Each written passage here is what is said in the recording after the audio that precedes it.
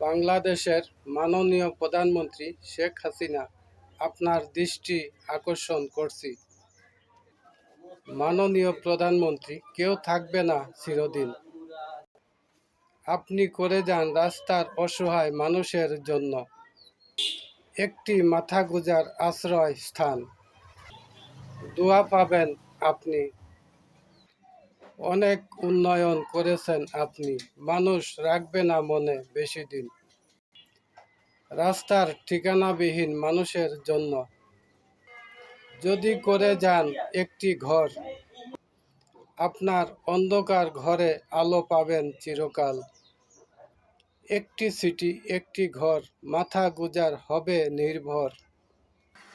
তুমি কি কখনো চিন্তা করেছ কোন ধরনের লোকেরা কর্মফল দিবসকে অস্বীকার করে? আয়াত 2-3। এ ধরনের লোকেরা এতিমের সাথে অত্যন্ত দুর্ব্যবহার করে, অভাবগ্রস্তকে অন্নদানে কোনো আগ্রহ বোধ করে না বা অন্যকেও উৎসাহ করে না। 4-7।